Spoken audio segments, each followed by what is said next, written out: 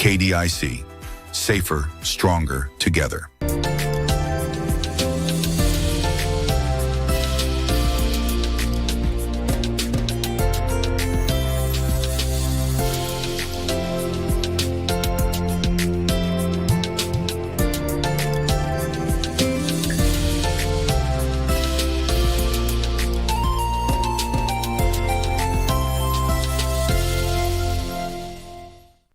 Ugonjwa wa polio ungali tishio kubwa kwa taifa letu. Hii ni baada ya kuthibitishwa kwa mlipuko wa ugonjwa huo katika kaunti ya Garissa. Hata hivyo, kupitia kwa chanjo, ugonjwa huu waweza kuzuiwa. Ndiposa Wizara ya Afya kwa ushirikiano na mashirika tofauti itaendeleza kampeni ya chanjo dhidi ya polio katika kaunti 10 zilizo hatarini. Kaunti hizi ni pamoja na Garissa, Kiambu, Machakos, Kitui, Mandera, Wajir, Lamu, Tana River na Nairobi. Shughuli hii itaanza tarehe 7 na kuendelea hadi tarehe 11 Oktoba mwaka huu. Wahudumu wa afya wataendeleza harakati hii kwa kuzuru nyumba moja hadi nyingine na kutoa chanjo kwa watoto wote walio chini ya miaka 5. Shughuli hii itaendelezwa katika kaunti zote 10 zilizotajwa isipokuwa kaunti ndogo za Fafi na Dadaab pamoja na kambi zote za wakimbizi zilizoko Dadaab, ambapo chanjo hiyo italenga watoto wote walio chini ya umri wa miaka 15. Wazazi na walezi wanaombwa kuhakikisha kuwa watoto wanaolengwa kupokea chanjo hii wapo nyumbani katika kipindi cha kampeni hii. Wale ambao watakosa kuipokea chanjo wakati wa ziara za nyumbani wanapaswa kupata chanjo ya polio katika kituo cha afya cha umma kilicho karibu nao. Kumbuka kuwa ugonjwa wa polio hauna tiba na waweza kuzuiwa tu kwa chanjo. Kila chanjo hutoa ulinzi wa ziada dhidi ya polio. Chanjo ya polio na zingine zote zinazotolewa nchini Kenya zimejaribiwa na kuthibitishwa kuwa salama, hivyo basi zinafaa.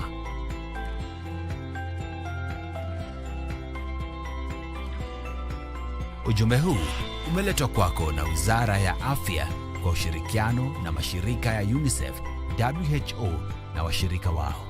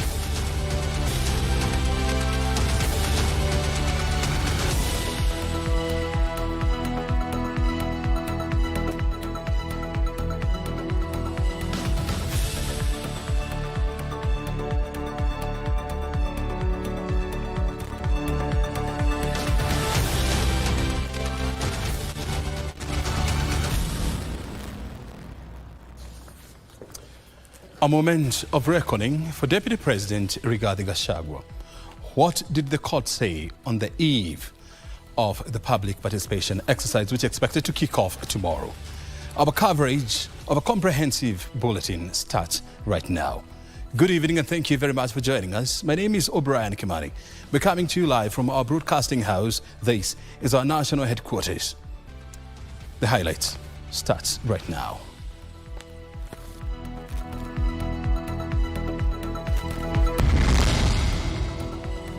Deputy President Rigathi Gachagua pokes holes into the ground cited in the impeachment motion that seeks to remove him from office.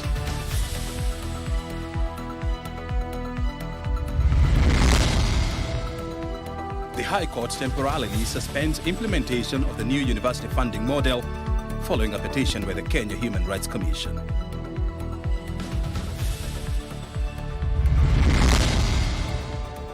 And we are in control. The Ministry of Health says all the teething problems in the Social Health Insurance Fund rollout are being addressed.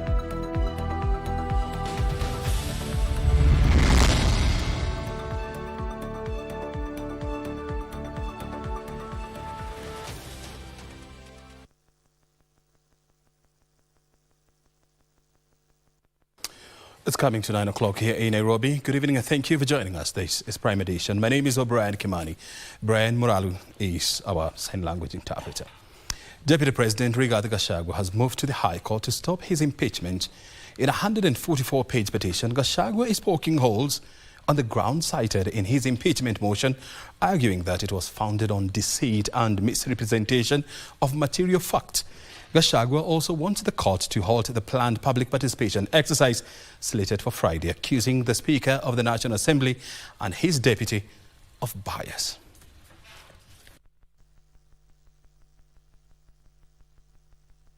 Lakini unajua wengine wanajaribu, nimeona wengine wananisindikisha, sasa wabunge 300 wamesaini, sasa wewe you are die cast, si ujiuzuru uende nyumbani. Sasa mimi nijiuzuru, hii kazi mimi sikujipea. Deputy President Rigathi Gachagua is now pleading with the High Court to shield him from the planned impeachment motion, claiming he won't be accorded a fair hearing. Honorable members, I have a short communication on the public participation program on the special motion for the removal from office by impeachment of His Excellency, the Deputy President of the Republic of Kenya. In his 144-page petition, Gachagua is pleading with the courts to issue conservatory orders to suspend the impeachment process underway at the National Assembly. The Deputy President notes that the intended impeachment process against him essentially seeks to overturn the sovereign will of the majority of people of Kenya who voted for him to be the Deputy President. Elections were done. President and I were elected to the joint ticket for 5 years, and that is the will of the people. Let us not fall into the temptation of overturning the will of the people through other methods. Father Gachagua, through his lawyers, has accused the National Assembly of allocating minimal time for public participation and that only a few people will participate in the event to give views which he terms as grossly insufficient to facilitate any meaningful and reasonable public engagement, thus urging the court to halt the exercise in its entirety. Na ndio nimepita hapa, nitapita hapo Runyenjes, Chuka mpaka Meru.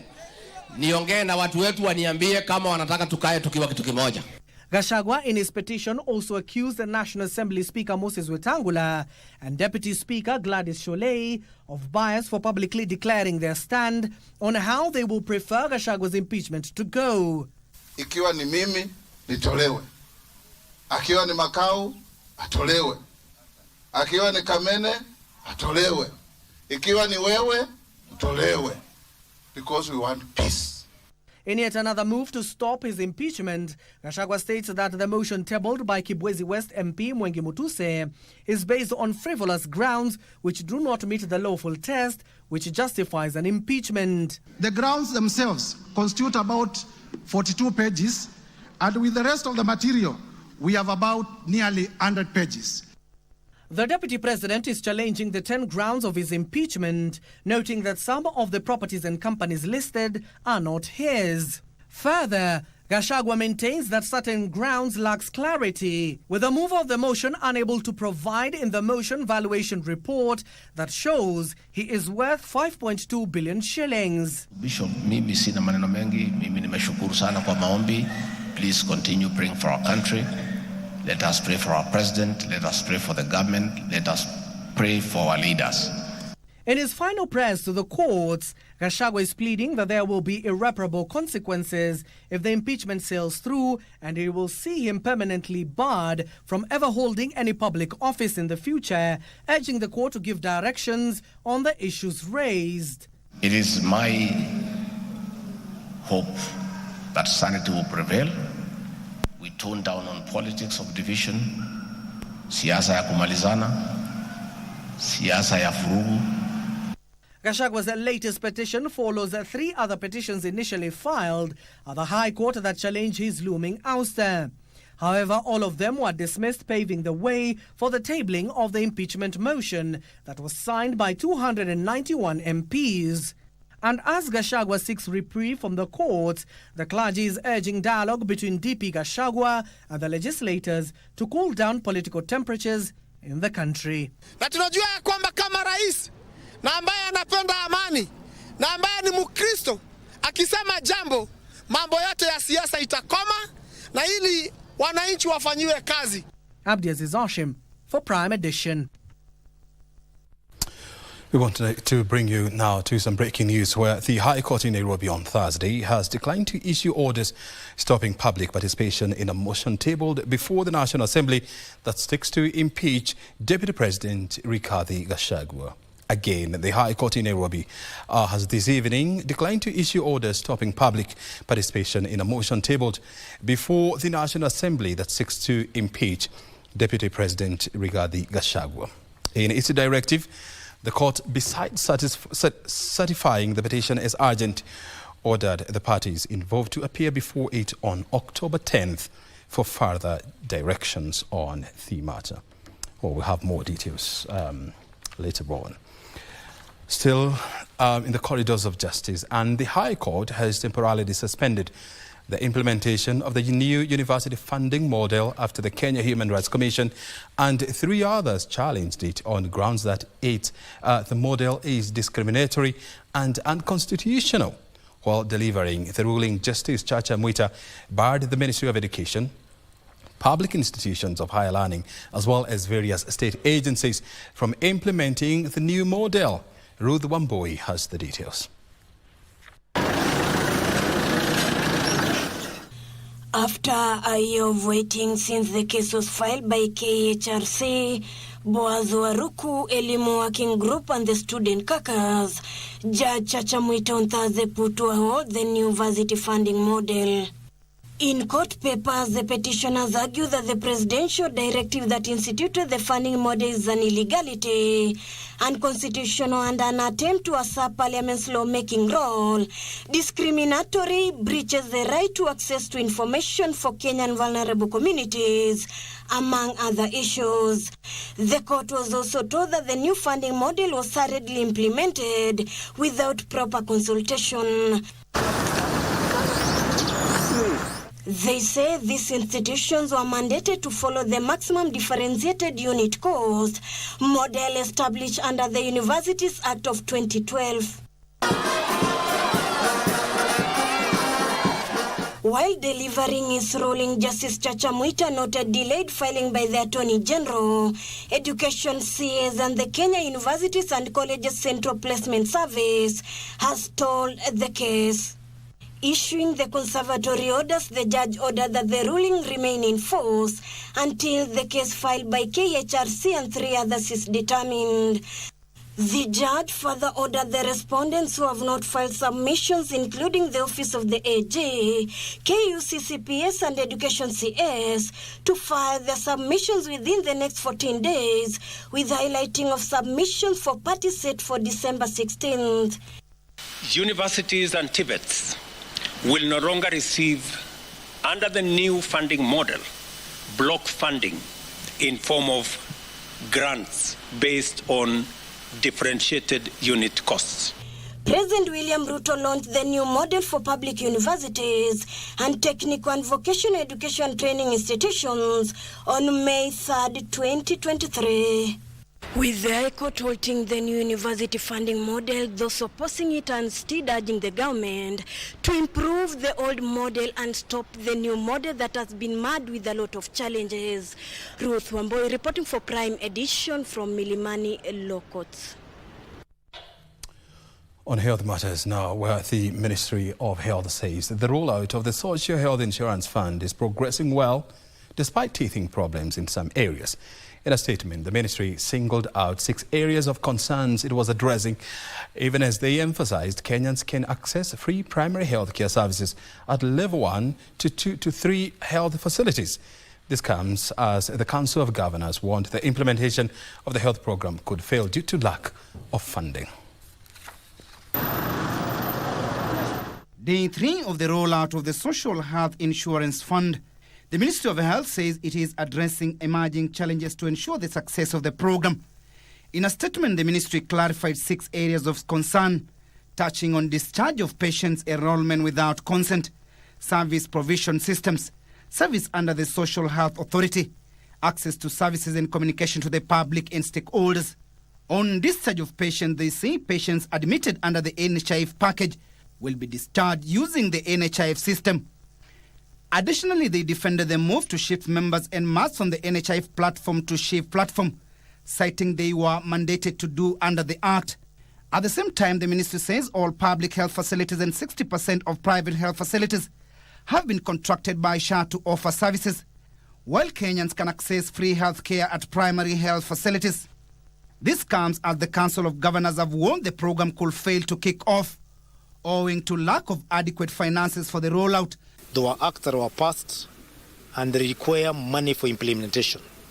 And therefore, if there are any gaps in passing the same, because you cannot pass a money bill without providing the requisite resources that are required to implement that, then it is very critical that government at all levels, and especially the Treasury, must provide resources that are required to implement that. The government spokesperson Isaac Mwaura was in Kirinyaga, where he said the rollout was on course. Hii SHA iko na hazina tatu ama mifuko mitatu ya pesa. Kuna mfuko wa kwanza, hazina ya kwanza ambayo inatumika katika afya ya kimsingi, ambayo inatumika katika zahanati na hospitali zile ndogo ndogo, level 1 to level 3. Kuna level 6 ama aina 6 za hospitali. Aina ya kwanza mpaka ya tatu ni zile ziko hapa kama hizo zahanati na health centers. Hapo serikali itakuwa kulipia shilingi 900. Kama umelipa shilingi 900, alafu unatibiwa pale bure. Timothy Kipnusu, for Prime Edition. Labour Cabinet Secretary Alfred Mutua said the First Choice Recruitment Agency that is accused of defrauding 8,000 youths over 1 billion shillings in the North Rift region is among 25 recruitment agencies that have been blacklisted.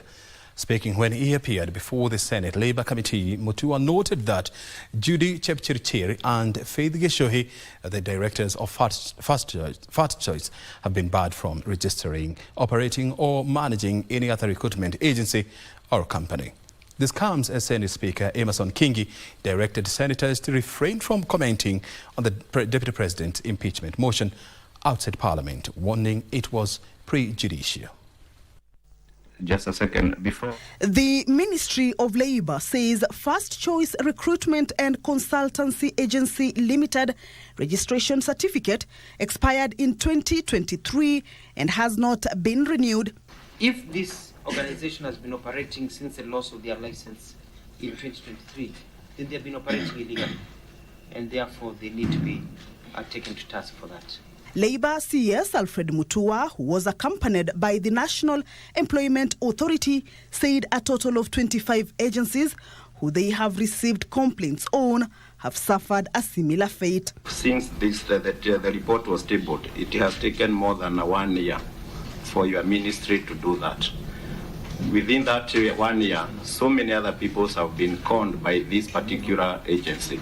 I want to give my sincere apologies from where I sit that this has gone on for so long and that it looks like people have been treated in a way that they are untouchable.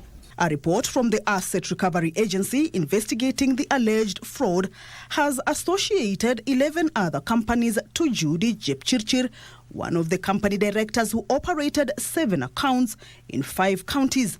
Victims who were also present could not hide the pain of losing their hard-earned money. Mnyonge hana haki kabisa. You know what? I've been going through a lot. Since that time, hakuna wazo lingine nimewaza. It's just first choice. First choice, first choice. Pesa inahitajika tuende mahali. Fanya hivi, first choice. Sijaifanya kazi. Saa hii nyumbani I was abandoned. Hatuna kazi, tuluza mashamba, pikipiki, kila kitu. Hata mimi leo kukuja hapa sijakuwa na transport, nimerukia trailer. Hii inaendanga Mombasa. Wakaniachia pale hivi. Bwana Waziri, kindly accord us with necessary assistance. As a way of wiping tears in our eyes, as a way of giving us a second hope in life. In these bilateral agreements that you have in your ministry, and recently we saw in Germany, please consider us.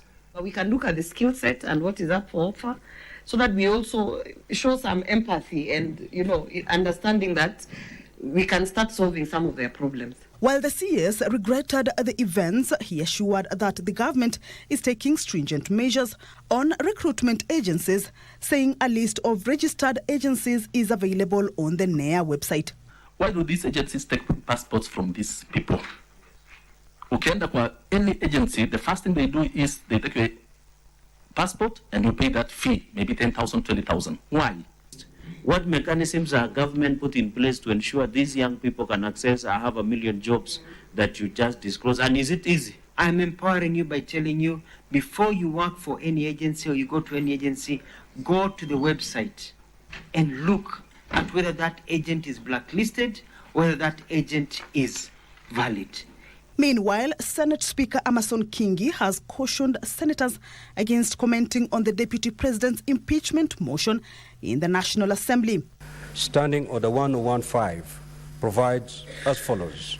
It shall be out of order for a senator to criticize or call to question the proceedings in the National Assembly.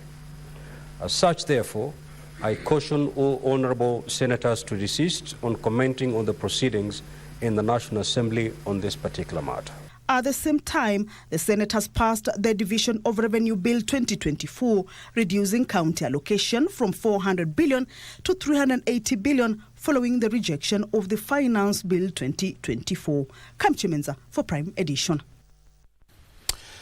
Kenya Medical Research Institute Director General Elijah Songok has attributed flare-ups of new viral infections to climate change and an increase in cross-border movement.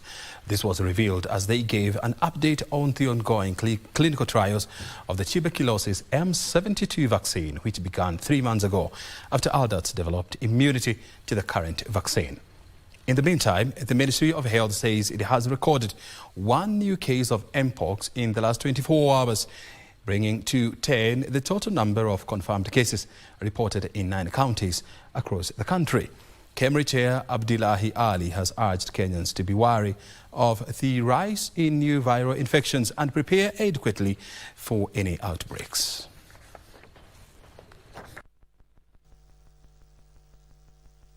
We are seeing a lot of flare-up of new infections, new viruses, new bacteria because of the changes in the environment. And also, as we are getting into the forest, we are pushing into the wildlife zones. So we are getting infected because that is not our area. So the conditions are becoming more riper for us to have new infections. And when you are here is when you arrive to infect others. Possibly before that it was dormant for some time. Then it becomes active. So we just want to be clear that we are prepared and ready. We are not saying that there's something we know which we are hiding. No. The study period will be taking around 4 to 5 years. So within 4 to 5 years, we'll be looking at the data. And after that, we'll know the efficacy and the safety of the data. And then it can be been rolling out once we have the final results. Na hapo ndio sasa hii trial imeingia kusaidia kufanya research ya this M72 vaccine ya focus wale from 15 years and above. Well, you're watching Channel 1 Prime Time Edition, coming to you live from our national headquarters in Broadcasting House. Our first break is coming up next, and thereafter we'll be back with more stories. Stay right here.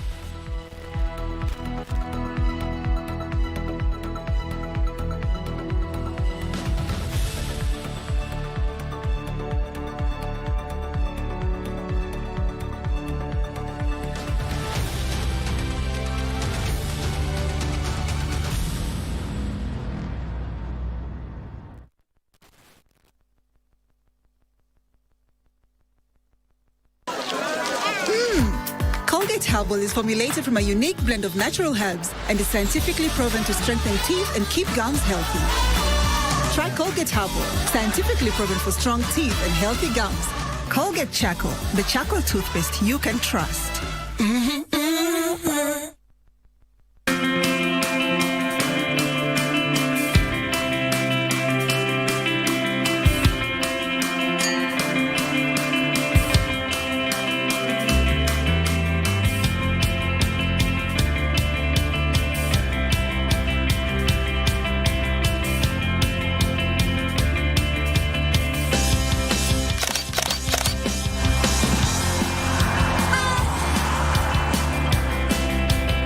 Master Player kwenye star 570 hash option ya 4 na ushindi wako tunautangaza the 6th of October. Tucheze, tusaidie, tushinde!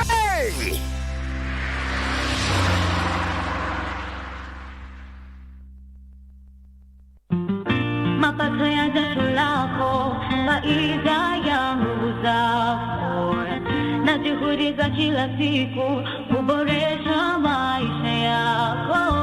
KBC ndio ngao ya jasho lako. KBC linzi wa akiba yako. Relax, akiba yako iko salama.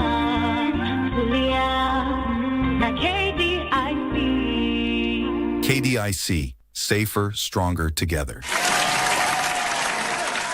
We asked the children, how many of you brushed this morning? And this little boy, his hand didn't go up. And I said, well, why didn't you brush this morning? He said, my brother was using the toothbrush. If I'd waited for him, I would have been late for school. I'm sorry, I get a bit emotional when it comes to that. To be able to change a child's life, to be able to bring back that confidence about their smile, for me, is phenomenal.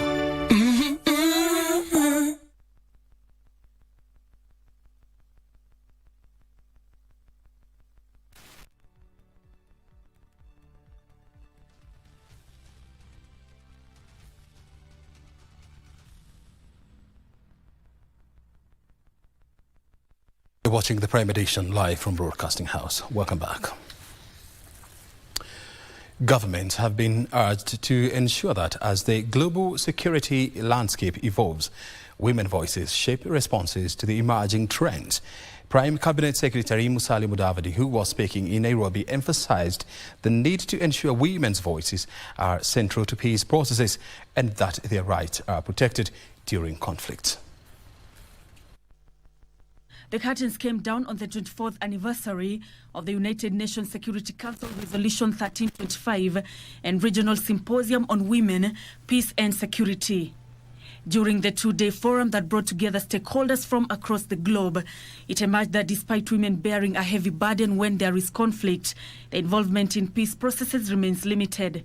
Women are powerful agents of change, and their leadership in peace processes lead to more lasting and inclusive outcomes for communities and nations.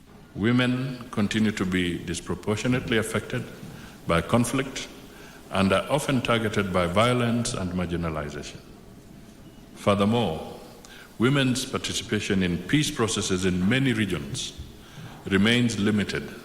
Hence, their needs and perspectives are still often overlooked in post-conflict reconstruction. Countries and institutions have been challenged to ensure that qualified women occupy positions of influence, especially on security and peace matters, with institutions urged to come up with policies that outlive individuals. The key in encouraging women is to ensure that they acquire the right competencies to be able to perform particular jobs and to undertake the trainings required for you to earn a certain position within your rank. We are not just looking for the numbers, we are looking for quality numbers.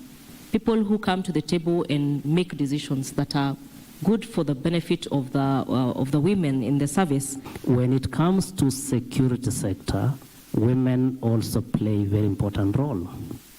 One of their roles is their soft hearts when it comes to issues of conflict, because when you bring a woman to mediate, they play a very important roles.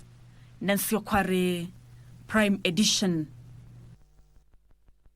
The Ministry of Health has been urged to set aside funds to cater to the growing cases of mental health and mental illness in the country.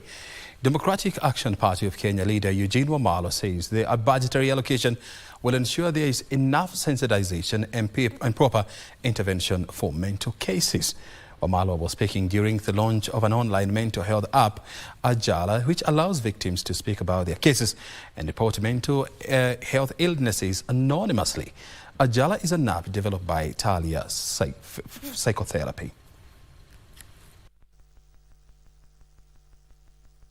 We've had very many mental health issues going unaddressed in our nation. Yet as a country, we have not allocated much in terms of budgetary allocations to address this issue. We've given more attention to more challenging medical conditions like cancer, and there has even been legislation in Parliament. But mental health is about time this area was also given sufficient attention. Let's prioritize mental health over everything. If we have relatives, friends, or anyone who is abroad, don't let your concern all the time be like, send us money, blah, blah, blah. Talk to someone. That's the first step. If that doesn't work, seek professional help.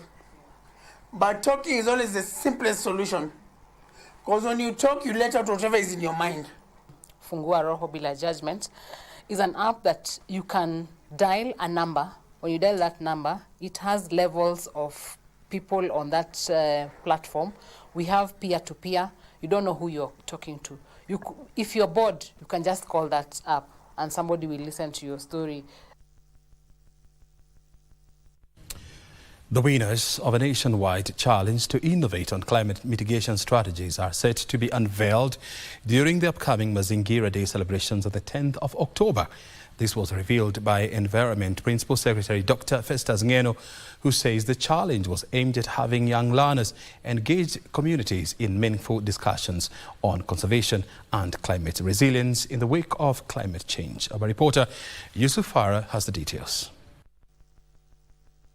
The stage is set for the recognition of young learners who took part in the Mazingira nationwide challenge. The challenge, launched in September last year at the Africa Climate Summit, will see the winners feted during the Mazingira Day celebrations at the Kenyatta International Convention Centre on 10th of October. The initiative under the Office of the First Lady provided a platform for over 17 million young learners countrywide to participate actively in climate solutions through painting, drawing, essay writing, poetry, spoken word and nature photography, among others. Environment and Climate Change Principal Secretary Dr. Festus Ngeno challenging the young people to use their creativity as climate change ambassadors. It is a movement that aims to inculcate a deep sense of responsibility and ownership among our young people regarding the preservation and restoration of our environment.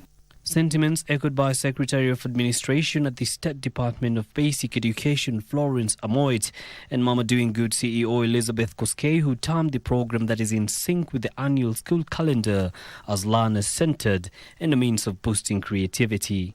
And this avails them the equal opportunity to express themselves on climate change issues, while at the same time developing their ability and talent and skills.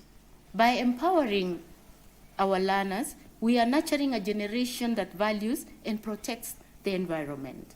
This part of our Excellency's broader strategy to amplify the voices of children as agents of change in climate action.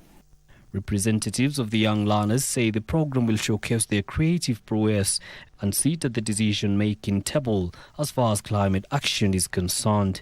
Just imagine you're somewhere, you have drunk water in a plastic bottle, then you throw it on the ground just randomly.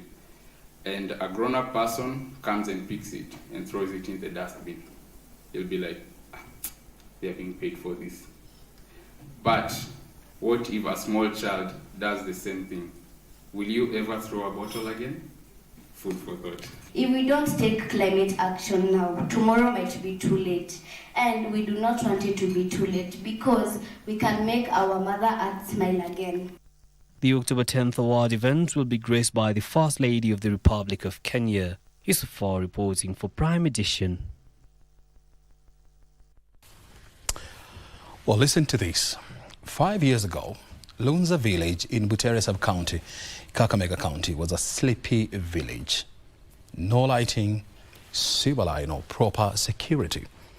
But today, The transformation is evident.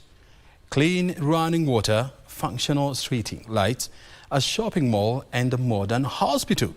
The entry of Julius Mwale with his smart city concept has seen modern houses proud in Lunza, with residents enjoying a tarmac road and uninterrupted street lighting powered by solar plant. Here is the turnaround story of Lunza village.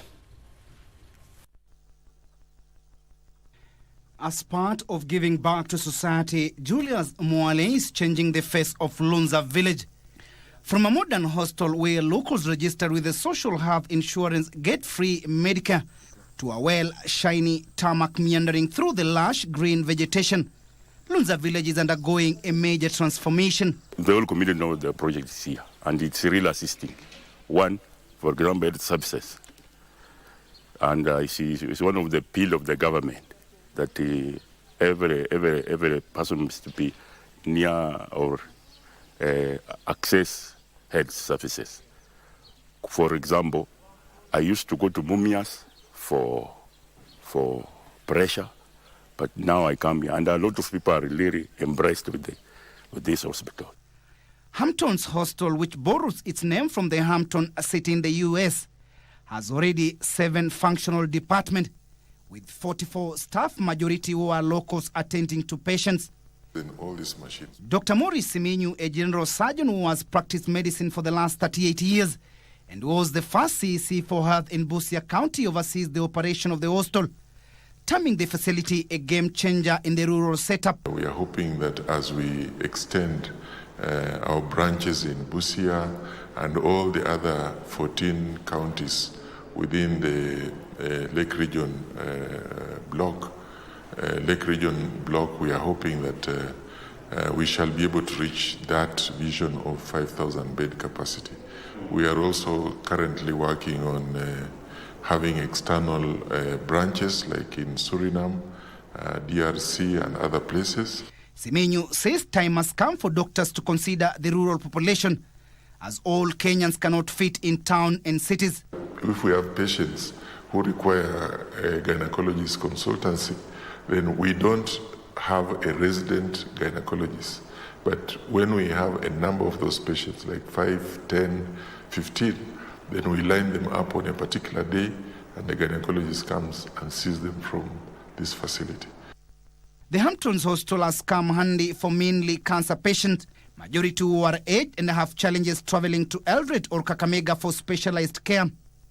To reach out to the locals, the facility has engaged the services of outreach officers, tasked with vesting locals to register with NHIF, and for those unable to pay their premiums, the facility meets the cost.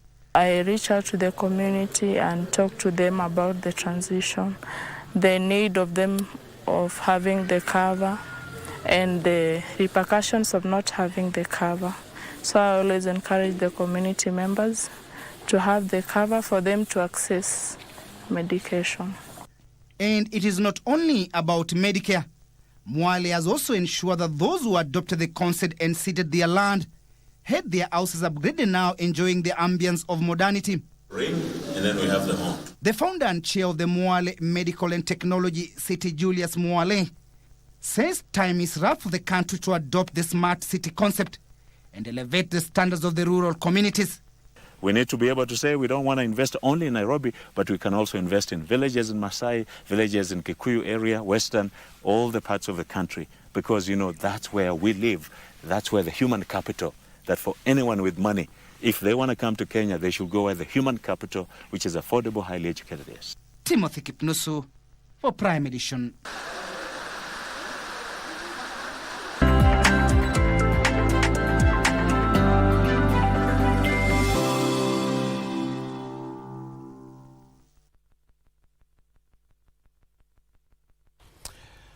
Time now to focus on the latest from the world of business, and the government has dispatched a team of researchers to Busia County following the sudden death of tons of fish.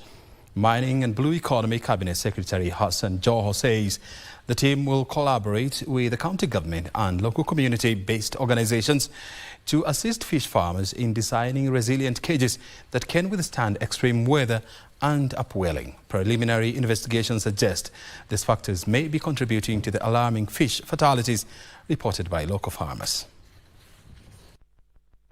In Busia County, fish farmers are reeling from significant losses after discovering thousands of dead fish floating in their ponds, leading to substantial financial losses running into millions of shillings. The government has stepped in, revealing that preliminary investigations point to upwelling as the likely cause of this tragic incident.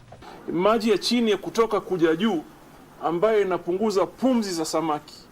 Ni kama wewe sasa ukienda baharini, utoke juu ukienda chini, pumzi zako zinapungua. In the opposite, kwa samaki inafanyika hivyo. Na ikija juu, pumzi za samaki zinakuwa chache, and then they end up dying. Mining and Blue Economy Cabinet Secretary Hassan Joho met with stakeholders including local fish farmers and fish manufacturers to discuss the findings and devise a plan to prevent such losses in the future. Joho emphasized that the insights from the investigation will be crucial in safeguarding the livelihoods of fish farmers across the country.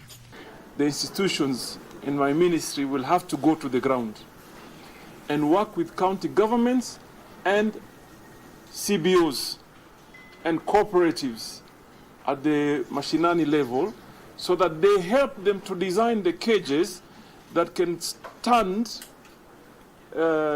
extreme weather and this thing called upwelling. We agree that the researchers will be giving us solutions, and us as policymakers and even at both assembly level and at National Assembly level, we are going to allocate resources that support this new frontier so that we don't allow these challenges to really overcome it. This is a major employer. In the wake of the disaster, affected farmers have received vital support, including 9.5 million shillings in cash and fish feed, valued at 1.3 million shillings, aimed at helping them return to business. And we have agreed with the Council of Governors through His Excellency Honorable Otuoma that we shall have an engagement from Tuesday going forward so that we plan it well. Hata upwelling ikuja siku ingine, samaki wasipotee.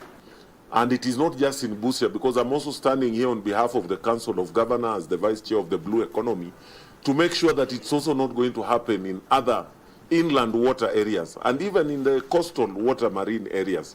However, the impact of this incident extends beyond individual losses, with over 10,000 people believed to have lost their jobs. This has sparked urgent calls for policymakers to allocate more resources to fish farming initiatives, ensuring Kenya can enhance its capacity for fish exports and support its struggling communities. Ben Chumba, Prime Edition. Elsewhere, the government requires 15 billion shillings to start compensating human-wildlife conflict victims. Tourism Cabinet Secretary Rebecca Miano says plans are underway to set up claims vetting committees in every county to facilitate the payout. In April this year, President William Ruto launched a compensation scheme for victims of wildlife attacks in a bid to help unlock a huge list of pending claims running into billions of shillings. The President directed the Ministries of Tourism and the National Treasury to develop a payout matrix to help victims rebuild their livelihoods. Tourism Cabinet Secretary Rebecca Miano says the ministry is seeking 15 billion shillings from the National Treasury to help settle the pending bills. We are enhancing efforts, especially for human-wildlife conflict. We are reviewing our policies and our laws so that we can have a good legislative and policy environment.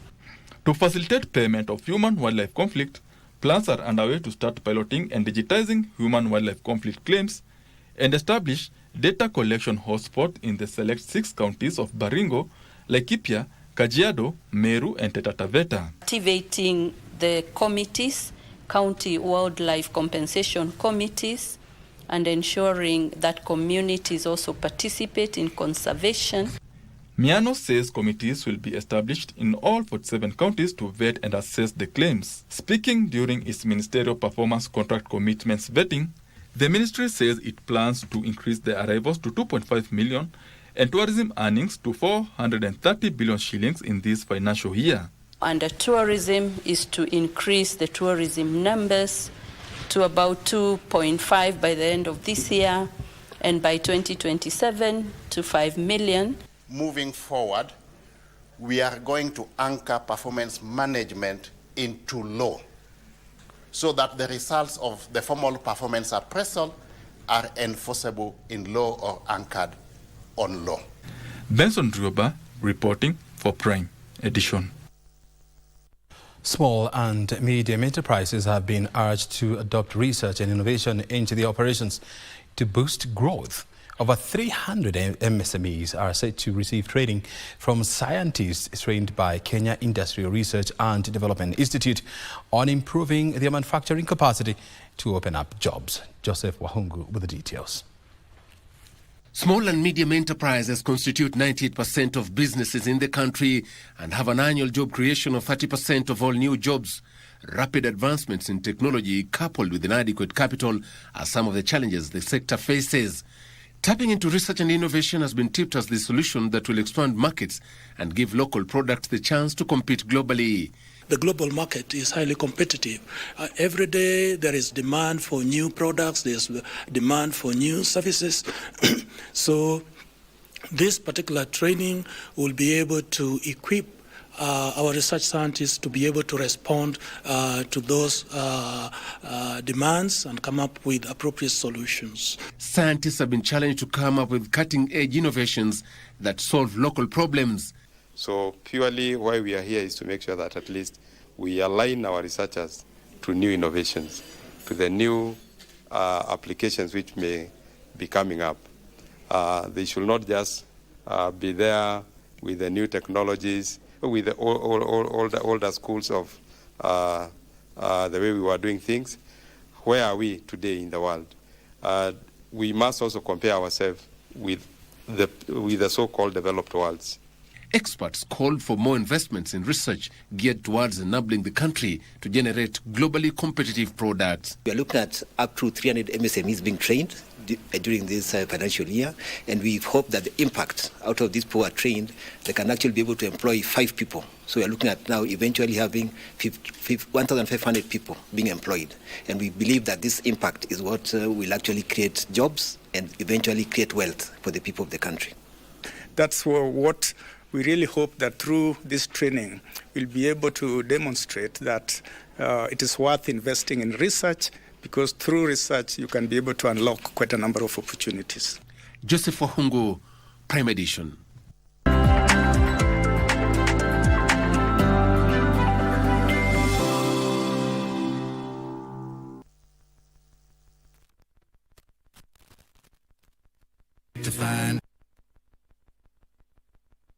Time to leave me, Lucy. Frankie, do you remember me? Frankie, I believe in Janet, there you go. Polio is still a threat in our country, Kenya, after confirmation of a polio outbreak in Garissa County. Polio has no cure and can only be eradicated through vaccination. The Ministry of Health, with support from partners, will be conducting polio vaccination campaign in 10 high-risk counties. These are Garissa, Kiambu, Kajiado, Machakos, Kitui, Mandera, Wajir, Lamu, Tana River and Nairobi from Saturday 7th October to Wednesday 11th October 2023.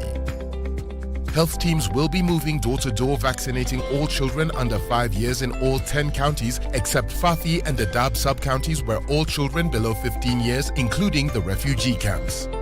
Polio is a crippling disease and all children under 5 years, especially those who have not completed their immunization schedule, are at risk of getting polio. Parents and guardians are requested to ensure their children are at home during the campaign period. Those who are missed during the house visits should get the polio vaccine at the nearest public health facility. Parents should ensure children get the vaccine in this and every campaign, as additional doses provide additional immunity.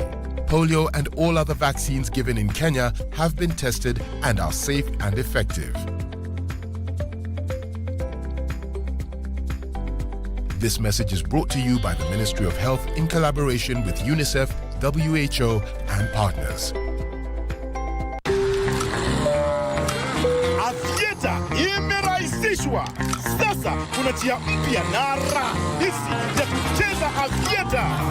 Dial *419# kwenye simu yako na ucheze wakati wowote.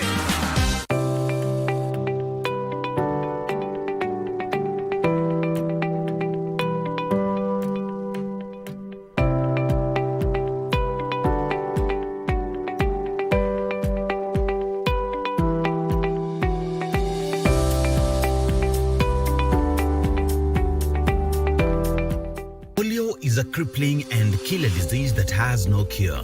But through vaccination, polio can be eradicated. From Wednesday 2nd to Sunday 6th October 2024, the Ministry of Health, County Government with support from partners will conduct a polio vaccination campaign in high-risk counties.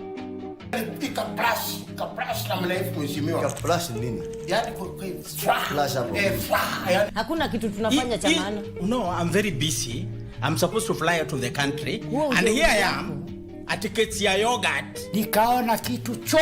Polio and other vaccines have been tested and are safe and effective.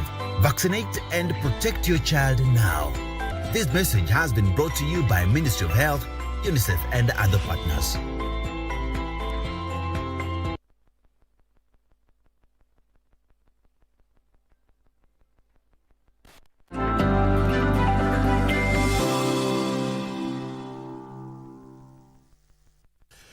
Welcome back. The coastal town of Malindi is often referred to as the Little Italy. This charming moniker is not merely a nod to its picturesque beaches and warm climate, but is deeply rooted in the town's rich history, cultural exchanges, and the enduring love affair between Italy and this coastal gem. This week on In Magical Scenes, we focus on Malindi and its slice of Italy.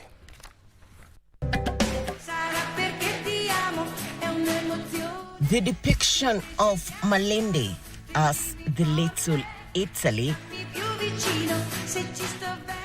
dates back to the late 19th and early 20th centuries, when Italian expatriates began to settle in the region. We are very happy now about this kind of unity between Italian and Kenyans. Attracted by its stunning landscapes, vibrant marine life, and the promise of adventure,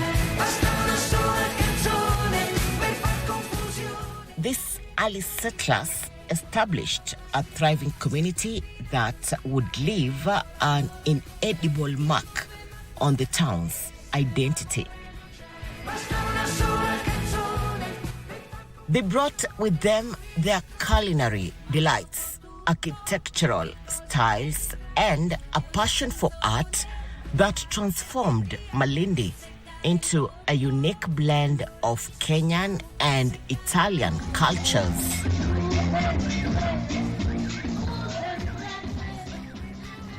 One of the most visible remnants of this Italian influence is the architecture that adorns the town. From charming villas to elegant restaurants, the Mediterranean style is evident in the whitewashed walls, terracotta roofs, and lush gardens that characterize Malindi.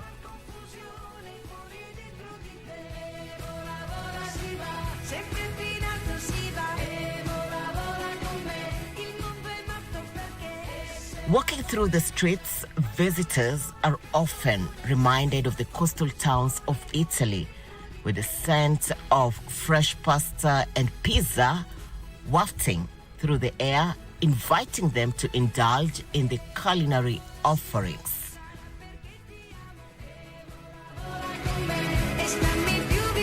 Italian cuisine has also become a staple in Malindi, with numerous restaurants serving up delectable dishes that showcase the best of both worlds.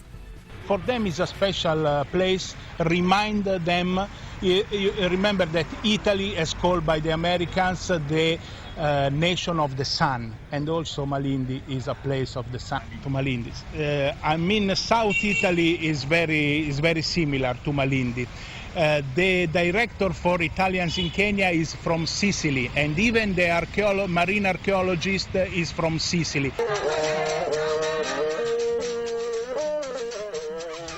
The town is undoubtedly a testament to the beauty of cultural exchange, where the warmth of Kenyan hospitality meets the charm of Italian traditions. So whether it's exploring the vibrant markets or indulging in mouth-watering cuisine, experience the magic of Little Italy.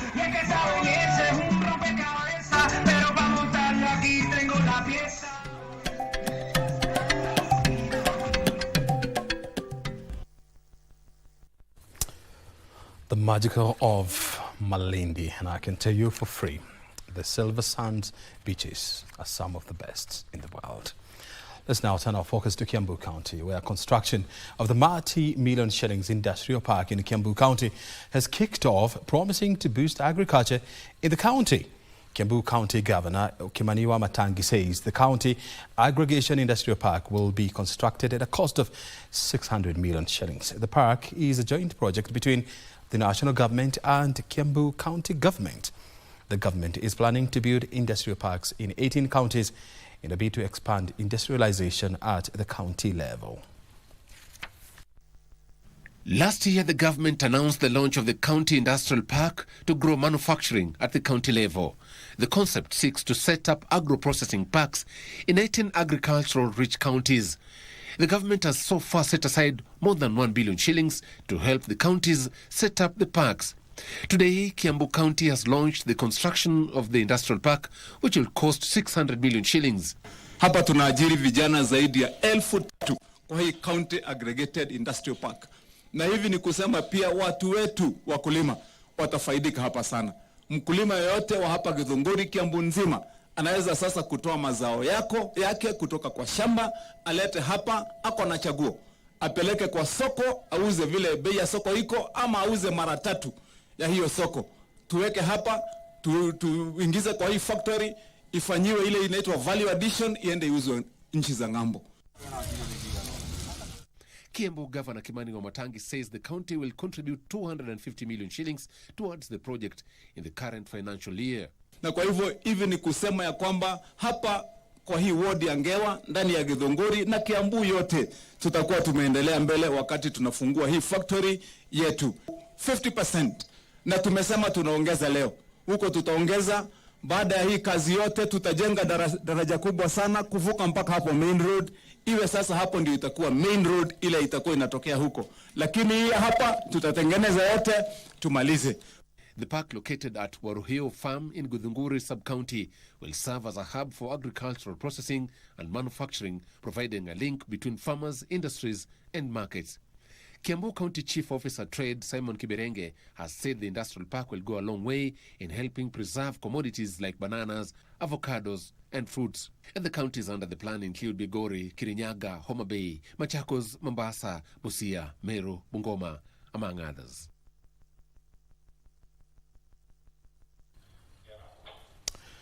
The implementation of the African Continental Free Trade Area and strengthening of the regional trade blocs will open up the manufacturing sectors of African countries. Principal Secretary in the State Department for Industry, Dr. Juma Muhwana, says the continent lags behind in manufacturing, with only 20% of products consumed in Africa being manufactured locally. African countries have been urged to invest in the manufacturing sector, which is a key catalyst for economic growth and trade in the continent.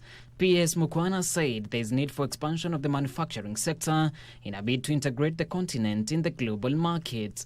If you look at the African continent in general, most of our countries, the average is that we are manufacturing only about 20% of what we need, and we are importing 80%. The best country in Africa in terms of manufacturing is only doing about 30% manufacturing, 70% import. He further highlighted the importance of increasing intra-African trade as a key step toward achieving economic growth. The young people are not employed because we have exported all the jobs to other continents. I don't agree that we as Africans don't have money to invest in manufacturing. It is just that manufacturing is not part of our priority. This, he said, would be achieved through allowing free movement of Africans across the continent to promote local production and marketing of goods and services. If there is one message that we need to take to the Africans, is that we really need to love each other. We need to be less suspicious of each other. We need to work together better. We need to trade with each other. Calls were also made for enhanced testing of locally manufactured products to meet international standards as a key step in boosting global manufacturing competitiveness. Facilitating intra-Africa trade through competent testing solutions speaks to an important agenda of enabling Africa to trade more effectively with itself by ensuring that the quality of products from goods to services meets the standards necessary for competitive participation in both regional and global markets. John Kahiro, Prime Edition. Farmers have discovered a new way of reducing post-harvest losses by leveraging on food drying and preservation techniques achieved through the use of locally built solar-powered dryers. The dryers include the unique ability to operate all year round regardless of changing weather conditions. Tonight on Take One, our reporter Alan Aoko travelled to Makueni County to get a clear picture of how this innovation is contributing towards reducing post-harvest losses.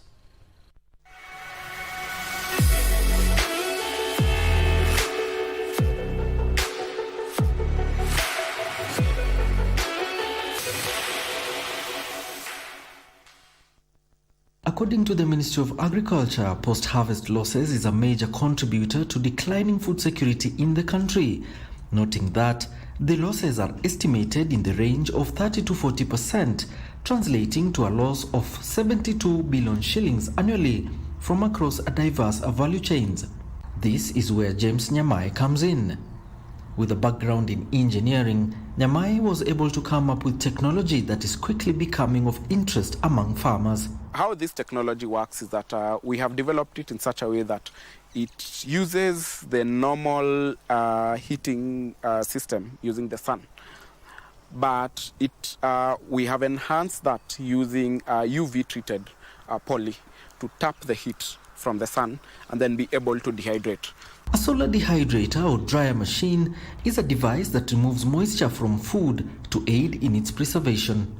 Food drying is a method of preserving fruit, vegetables and meats that has been practiced since antiquity. This is how this particular innovation is unique to Kenya. The difference lies in traditional solar dryers will only be able to dry during the sunny season. That's it.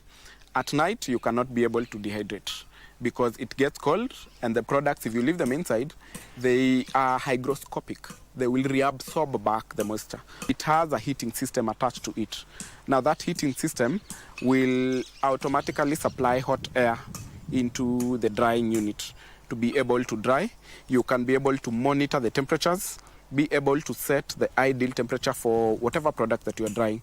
Different products will dry at different temperatures. The thriving innovative space notwithstanding, why are some of these technologies out of reach? This is a made in Kenya thing. And it takes time before farmers can be able to adopt something that is local. And most people have that confidence with something that is imported as opposed to something that is made locally. Currently, the government is also deploying other post-harvest management strategies through the support of partners such as the Food and Agriculture Organization, FAO. Now more than ever, a critical mass of farmers, especially the smallholder farmers, are turning into homegrown solutions like this one. What remains now is for you to buy into the same. Alan Aoko, Take One.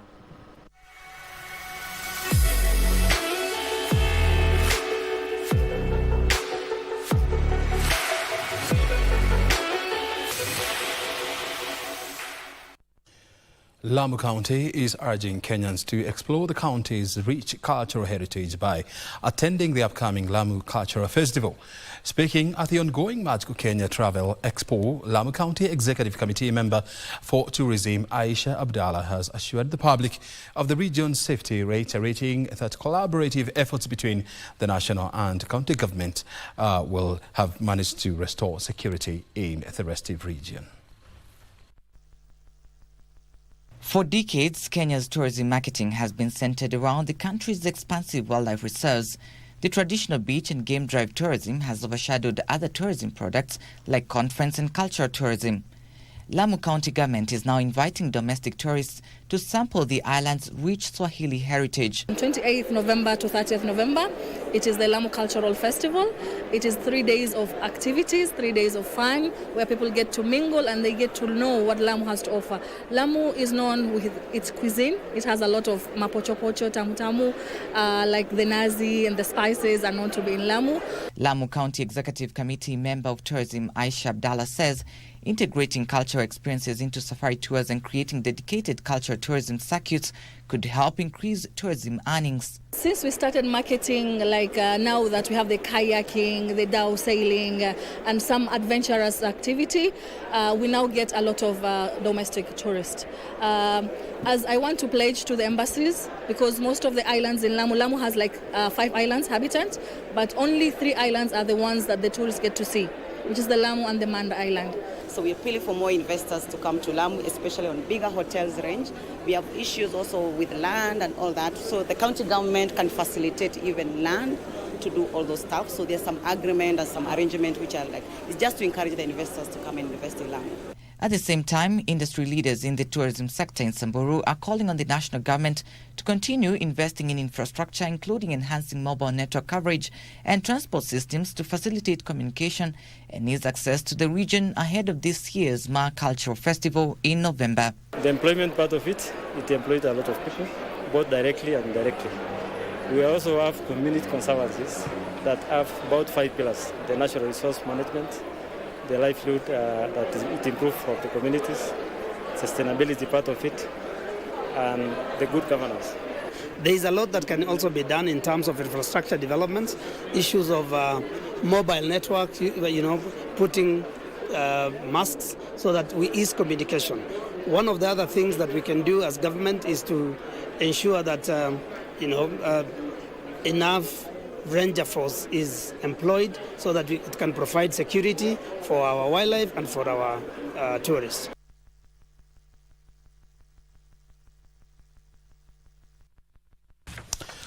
How well do you understand Kenyans' data privacy laws? And do you know that data is the new oil?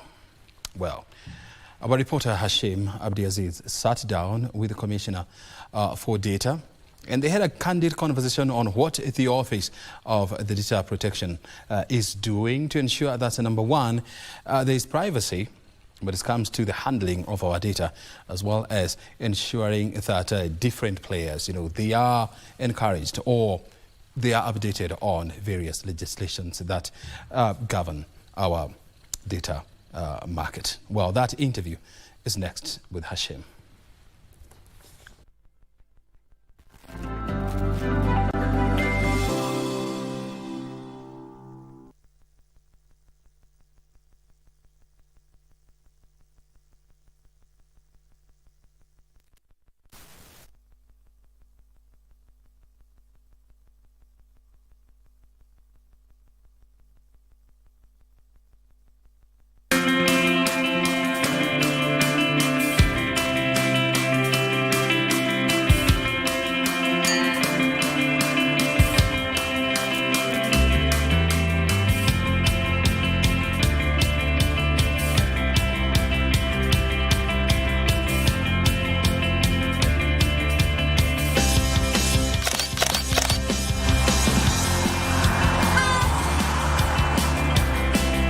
Pata the master flare kwenye star 570 hash option ya 4 na ushindi wako tunautangaza the 6th of October. Tucheze, tusaidie, tushinde!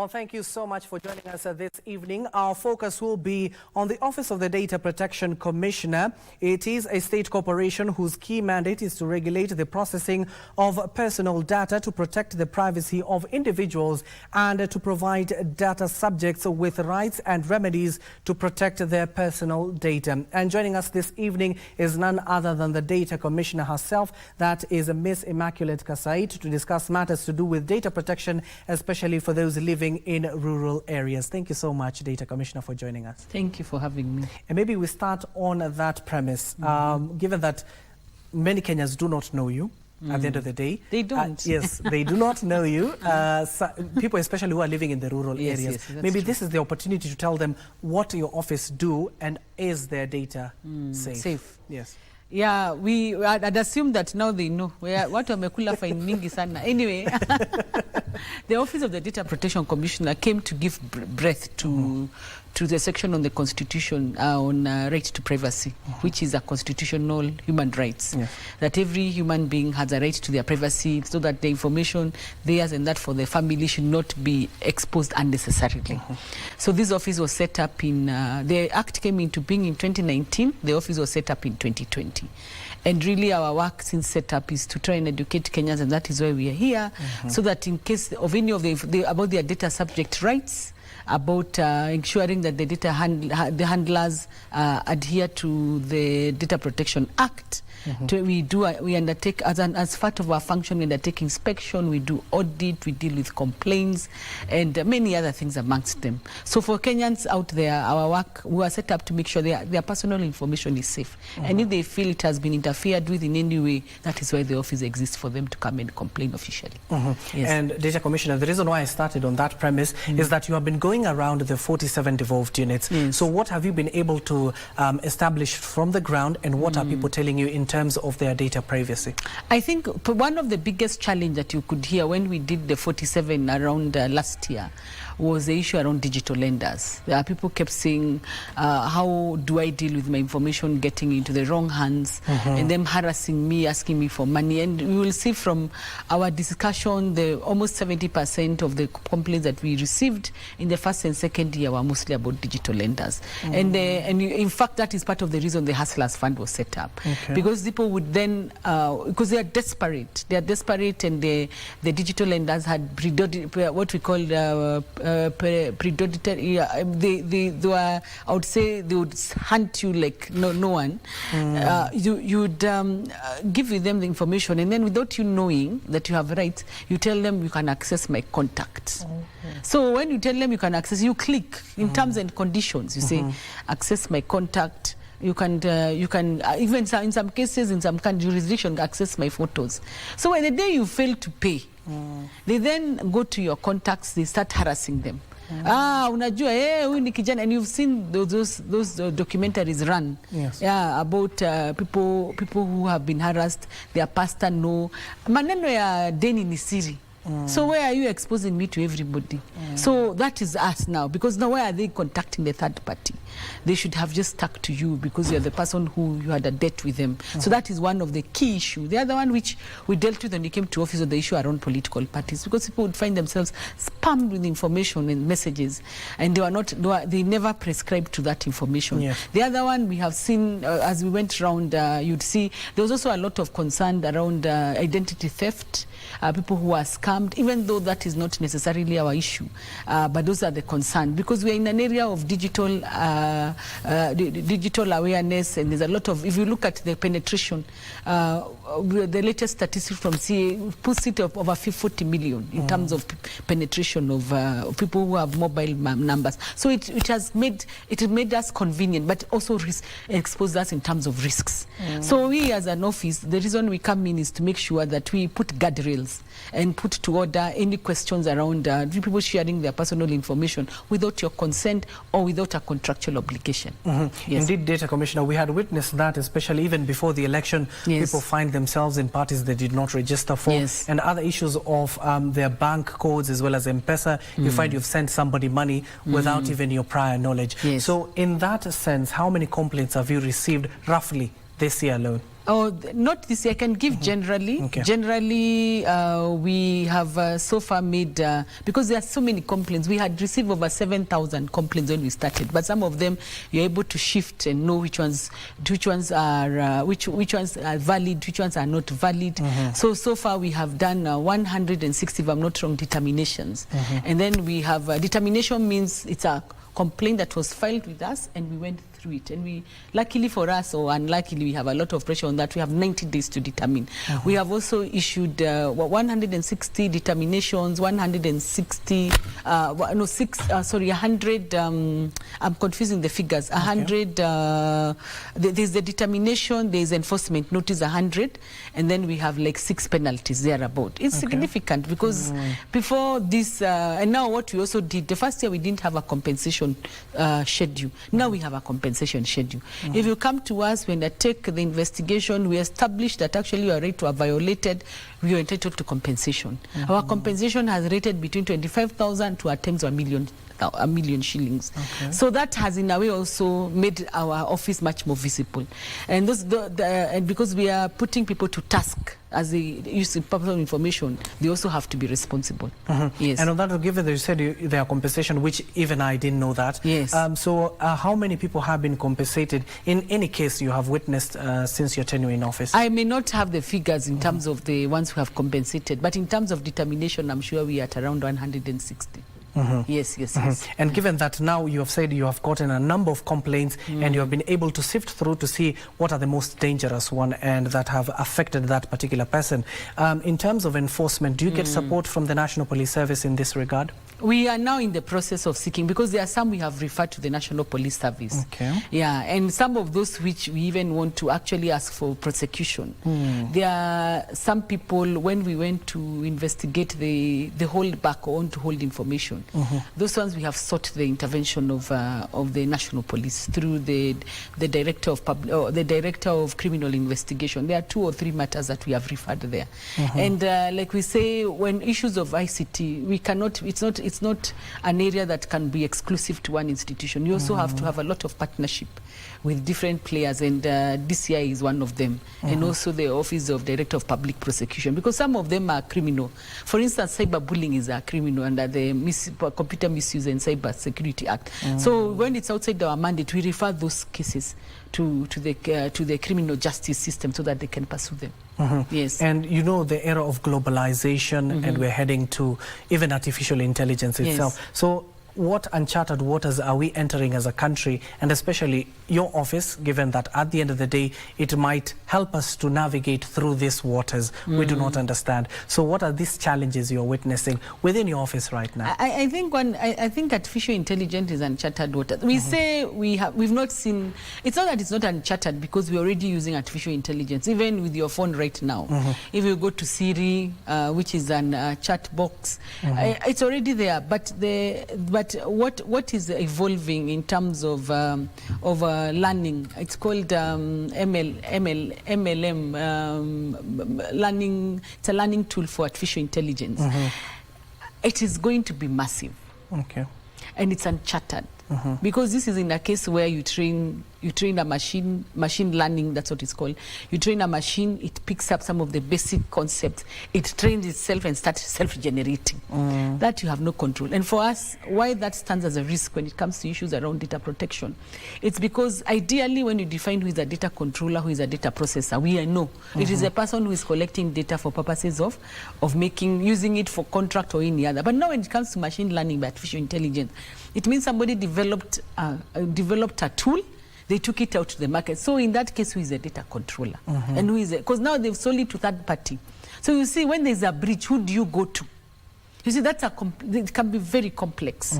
And that is one of the things we see moving to the future. That is why when it comes to issues around artificial intelligence, we are very consistent. We keep saying, please, ethical use of data. It's always important to let the data subject know that this information will be used for purposes of training. Because if they don't know and the information is used later, that is already a violation of the Data Protection Act. But the issue around ethical use of artificial intelligence is very important. And we don't know what the world is going to look like, what we can do, because also regulations always come after innovation. For us is to develop a culture, a practice, a community of self-regulation, which the Data Protection Act actually provides for in terms of self-regulation.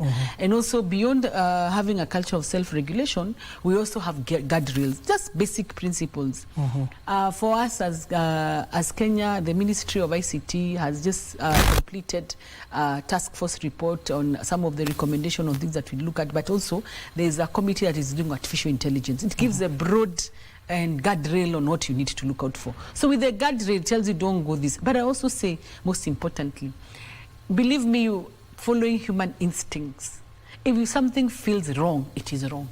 Believe me, if you feel like whether as a developer or even if you're not a developer, you're a person in this tech space, there's something you're touching and it doesn't feel right, most likely it is not right. That should guide us, because at the end of the day, it's about it's about humanity, it's about giving dignity to humanity. So things that takes away dignity to humanity, that affect their consciousness in terms of making determination, then ask yourself, is it right? And what can we do to make sure we are protecting the trust, especially the word trust, in as far as data subjects are concerned. Yes. Now, given that we had witnessed you in various devolved units sensitizing the public, are you planning a similar exercise, given that you do know what is happening in the rural areas? Many of these people, sorry to say this, they're not that educated when it comes to data protections.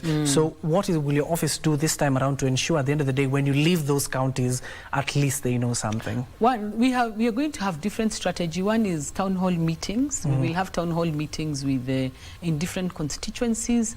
Two, we are very targeted this time around. We actually want to mobilize people who are dealing, data handlers, to recommend to us people in the organization who are actually dealing with data. So we'll have two categories. The one we are targeting town hall, who are wananchi, maybe community leaders, and this other one who are people who are currently handling data in their different organizations. That's a multiple face approach we want. But also in the case of where we'll be in Homa Bay this weekend, this Friday, one of the things is road shows. When we have road shows and also being activating our social media, is to also, it's an opportunity for us in ground activation for people to understand who we are and what we are doing as an office. Yes. And we're coming to an end to our conversation. What are some of the benefits people out there you have witnessed they have been able to get from your office and some of the sensitization exercises you have been doing? I will laugh and say compensation. I think some of the benefits, it's calling everybody to order, and that is, it's giving back human dignity, and that is uncommensurate. You can't compensate to somebody feeling safe. Previously, people would worry about the information being misused, and there was no one to run to. But now, when you've been harassed, for instance, by a digital lender or an insurance company or a hospital, and knowing that at the end of the day, there's recourse, for me, that is, from a rights perspective, that gives people satisfaction. They know there's redress, and that their concerns can be addressed. Yes. Maybe give us your final remarks, because these people who are watching you mostly are young ones, are youths at the end of the day. You saw them, they were armed with their phones when there were those protests. So what can you tell them to ensure that at least their data is protected? I think ask questions. Every time you go online, please don't be too quick to share your information. Let's be also careful, because that information, you're basically promoting other people and not consenting to what your information is being used for. But also a challenge, because His Excellency has challenged us in terms of digital jobs. And the question I want to ask, are you a content consumer or a content creator? And as you're a content creator, because we have to ask ourselves, from now this I speak like a Kenyan, an African, a Pan-Africanist, when shall we have our own solutions? They are young people with great talent.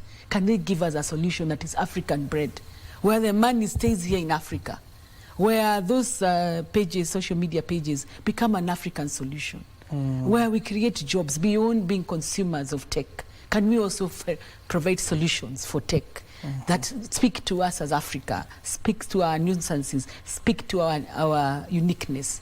I think it's important as young people take up that challenge. We've moved away from the era of brick and mortar.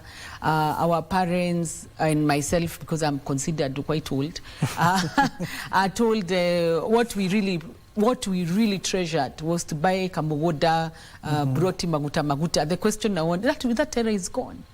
It doesn't, you require much less to come up with a tech startup. Can we see more tech startup? So that you're challenging us to actually provide space for us to absorb the tech startup, to create young people, to be, I mean, we don't know. The person with the next M-Pesa solution, which we are very proud as a country, lies here in these young people, in the Gen Zs. Let them give us those solutions. Let them create employment. Let's have an African solution. And as we do that, let's make sure that the data is protected, that we are taking into cognizance the rights of the data subject, and that we have data protection by default and by design.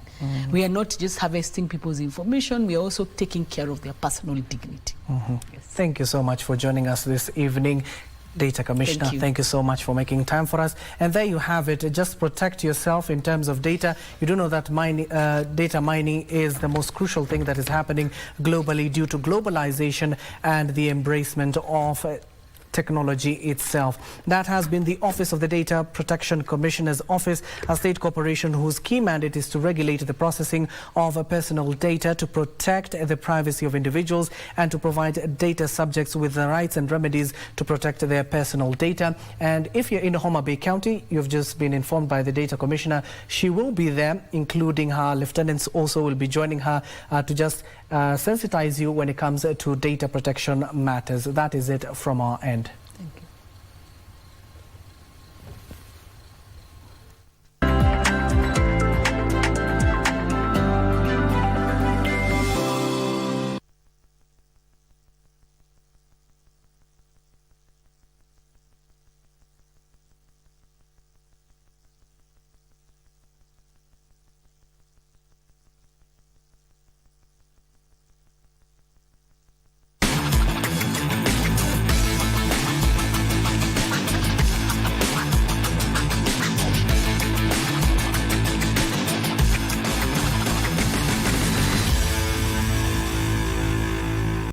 Glad that you're still with us. It is time for the sports with me, Bernard Okumu. The final national under-20 soccer team to the AFCON under-20 Sekafa regional qualifiers has been named by coach Salim Babu, whose target is to qualify for the 2025 Africa Cup of Nations. Now, but first, the Rising Stars have to negotiate their way through the qualifiers scheduled from the 6th to 20th of October in Dar es Salaam, Tanzania. The 20-man squad include notable players like lethal striker Alvin Kibet, defender Amos Wanjala, midfielder Tyrone Karaoke, and goalkeeper Ibrahim Wanzala, who featured prominently in the Sekafa Under-18 Championship, including striker Hassan Beja and midfielder William Gitamu, who featured in the Kosafa tournament. The debutants are defenders Roger Sobusu, Jackson Imbiaha, midfielders Kelly Madada, Fabian Sheldon, and striker Lawrence Okoth. Rising Stars head coach Salim Babu expressed his confidence of the team going all the way to lift the regional title, which will qualify them for the 2025 Under-20 Africa Cup of Nations. Sekafa lazima ushinde Sekafa ndio uende AFCON. So ni kitu tunajua kwa akili yetu, kila mtu kwa kila mtu hapa. So lazima tushinde hii tournament ndio tuweze kuqualify kwenda AFCON. But hizo vitu zingine zote zitakuja baadaye.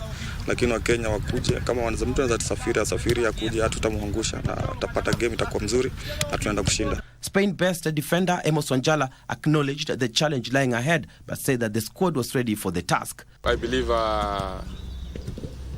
every team is coming to compete, so nothing will be easy. And as I said before, we have been preparing, and we are ready for the competition. So we believe it won't be easy, but we are going to do our best to win, because we believe we can win.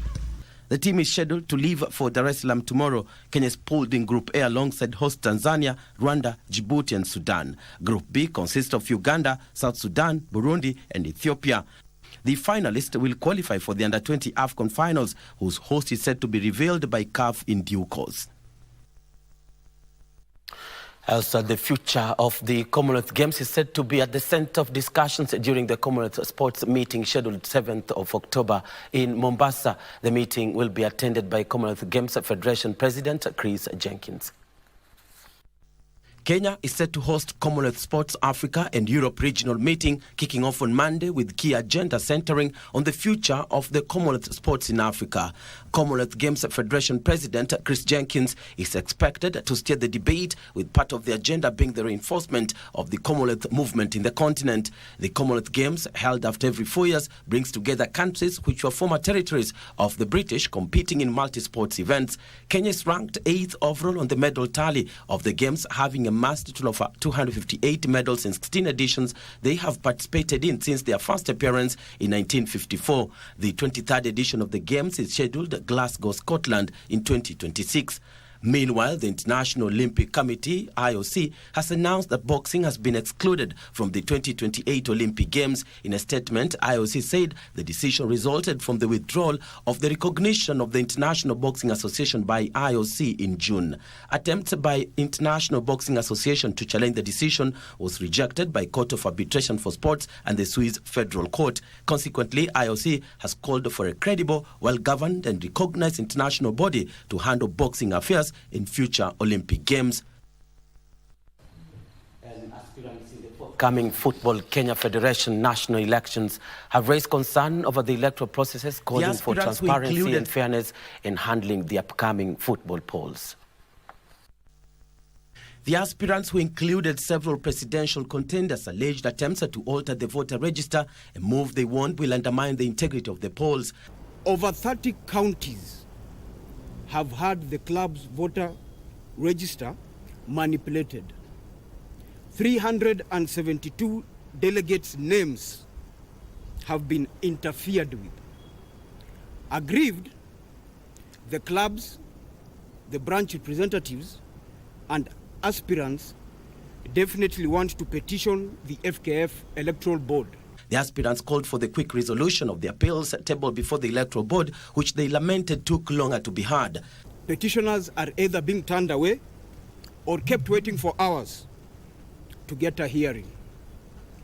The communication channels availed to file the complaints have all malfunctioned. The Electoral Board's headquarters at Kandanda House highlights the lack of independence of that board. The aspirants asked for an independent electoral body to conduct the elections, asking for oversight from international stakeholders. In setting a roadmap for the long overdue elections, Football Kenya Federation unveiled a 5-member electoral board and announced December 7th as the date for the elections. Also, over 170 referees are taking part in an FKF National Super League physical endurance training at the Kipchoge Keino Stadium in Eldoret. The training, led by FKF referees manager Sylvester Kirwa, is focusing on not only endurance but agility skills and medical assessment as well, to ensure the referees meet the physical demands of officiating league matches. The Federation has made sure that we have the quality that deserves to be in NSL and KPL and Division 1. However, we will rightly say, in every test, there are those who fail and there are those who pass. FKF National Super League match commissioners have not been left behind either, as they are also taking part in a pre-season training to enhance their officiating too. And across the borders now, where the UEFA Champions League title holders Real Madrid were upset by Lille, who beat them 1-0 at the Stade Pierre-Mauroy as Bayern Munich. Meanwhile, after the upsets of last night in the UEFA Champions League, it is time for the UEFA Secondary Club Cup competition on tonight, which features a number of matches ongoing, and Manchester United is facing Porto, and Manchester United leading Porto by 2-1. It is the first half. A number of matches have also ended where Ferencváros have lost to Tottenham by 2-1, while Slavia Praha drew 1-1 with Ajax. All this and much more will be brought to you in our subsequent bulletins tomorrow. But that's how I end it tonight. Thank you so much for watching. I take you back to O'Brien Kimani to bring the cap on today's Prime Edition. I'm Bernardo Kumu. Have a lovely evening.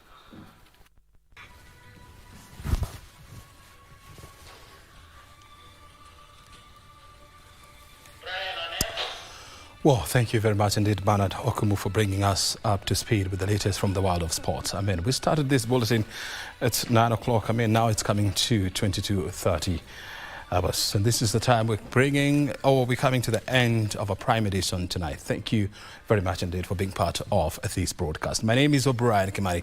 We'll see you again on Thursday. Have a good night. Bye for now.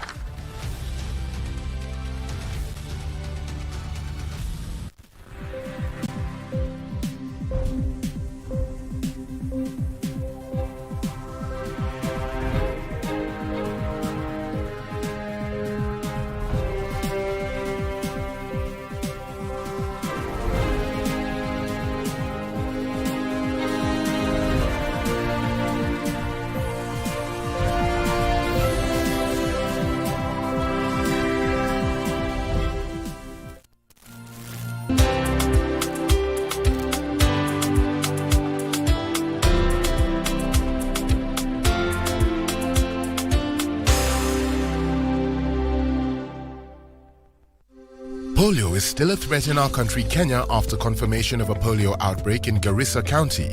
Polio has no cure and can only be eradicated through vaccination. The Ministry of Health, with support from partners, will be conducting polio vaccination campaign in 10 high-risk counties. These are Garissa, Kiambu, Kajiado, Machakos, Kitui, Mandera, Wajir, Lamu, Tana River and Nairobi from Saturday 7th October to Wednesday 11th October 2023.